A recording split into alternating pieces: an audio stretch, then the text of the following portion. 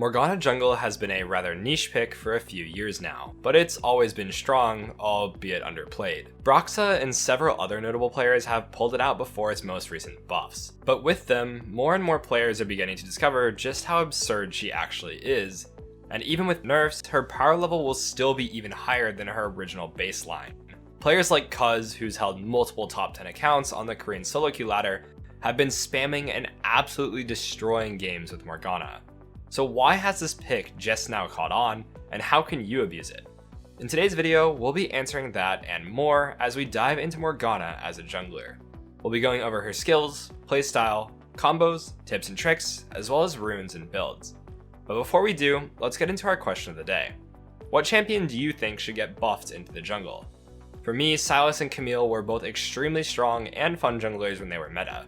I acknowledge that Camille ganks are definitely unhealthy for the game, but Sylas could definitely be made into a viable jungler, and it would be a really fun pick again. Let us know in the comments below. And with that, let's jump into the guide.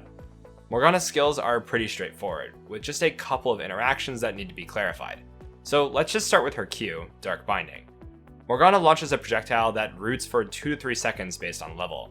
A common misconception is that this ability stuns, which it does not. However, it certainly feels like it sometimes. Her W, Tormented Shadow, leaves a circular hitbox on the ground for 5 seconds that deals damage every 0.5 seconds. The main things to take note of are that this damage deals bonus damage to non-epic monsters, aka everything in the jungle and scuttle crabs. It also deals execute damage based on missing health, up to a 170% bonus. If this wasn't crazy enough for jungle clearing, Tormented Shadow's current cooldown is reduced by 5% every time Morgana's passive triggers. Soul Siphon heals Morgana for 20% of the damage dealt to champions, large minions, medium, and large monsters. The distinction between medium monsters and small is pretty important, as things like medium Krugs will trigger this, while the baby Krugs will not.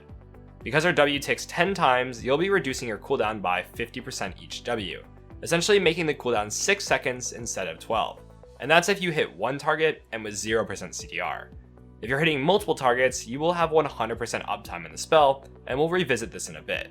Her E, Black Shield, is a notorious ability that provides CC immunity for as long as the ability lasts, and a pretty large magic damage shield. This means that Morgana is often a good pick into AD champions since they won't be able to break the shield without the magic damage. Although it obviously is useful against AP champions as well to reduce damage, it's just not as good as stopping their CC. Soul Shackles, Morgana's R, damages, reveals, and casts a tether between her and all champions within range.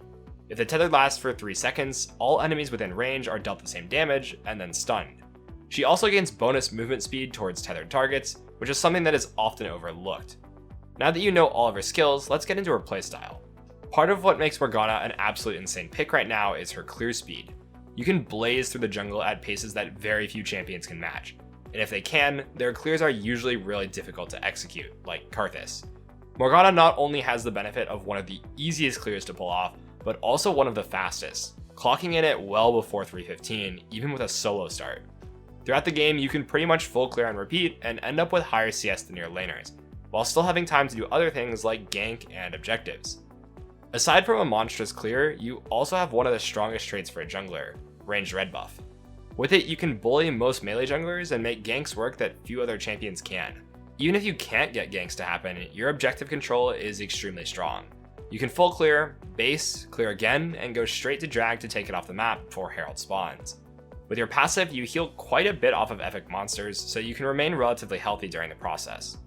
A notable thing that sets her apart is the fact that she scales quite well into the game, unlike most other junglers.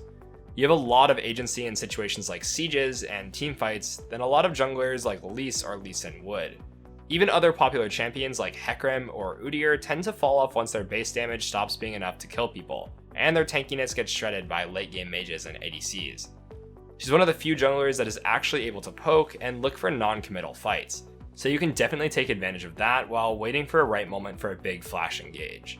You can peel or dive in, so you perform well in most team comps and can fill whatever role you need to, making her a great pick in a majority of games regardless of team composition. With that being said, let's move on to combos. Morgana doesn't have complicated abilities, so the only combo you really need to know is to lead your R to guarantee your Q. Treat Q like a Blitzcrank hook. The second you use it, most of your threat is gone, so use it if you don't need to commit and are just fishing for a pick, But if you're flanking, flashing in, or otherwise committing really hard, just hold it until you can chain it with something else. The pure threat of it existing will make people try to dodge and play around it, which is powerful in its own right. Let's move on to tips and tricks to discuss this idea a bit further. You should lead ganks off by abusing your red buff autos and holding your Q until the enemy moves in a predictable way. You can think of Morgana in the same way that you would think of Elise with Cocoon. If they have flash, wait until they use it, or if they would escape out of range anyways. You're obviously still going to miss sometimes, and that's fine, but this will increase your accuracy by a lot. To help speed up your clear, you can solo start blue and Gromp together at level 1 or at any time after that, and even do red and raptors together. This will double proc your passive and mean that you can have permanent uptime on your W, and it's even possible to create 2 Ws at once. In your clear, you will sometimes want to stop autoing so that your Tormented Soil ticks more times. In this clip, it would have been ideal to do a few less auto attacks on Gromp so that W would be up as you get to your next camp. Think about this as you're farming so you can optimize your clear as much as possible. If you aren't worried about your camps being stolen, smite when you first start the camp to lower its HP, and take advantage of the execute damage. You'll clear faster than if you were to smite at the end. And another thing for your W, the first tick of damage is procced instantly. You can take advantage of that fact with Liandry's and Dark Harvest. If you can't land your Q, you can at least rely on a bit of burst damage from those 3 things to execute low health targets by just point clicking W on top of someone. If you want to cast Black Shield on yourself, take advantage of the alt spellcasting option. This will guarantee that this shield is cast instantly and you won't have to move your cursor back to your character or risk misclicking on the wrong target. Morgana's ultimate cannot be broken by untargetable abilities such as Master EQ or Fizzy, so you can lead fights off by flashing into melee range of these kinds of champions, and they won't be able to break the tether without flashing themselves. It can also be used to check around walls and bushes, as well as reveal when enemies are within range. You don't have to have vision of enemies for R to be usable, so even enemies like Shaco who stealth to sneak up on you can be exposed and then revealed.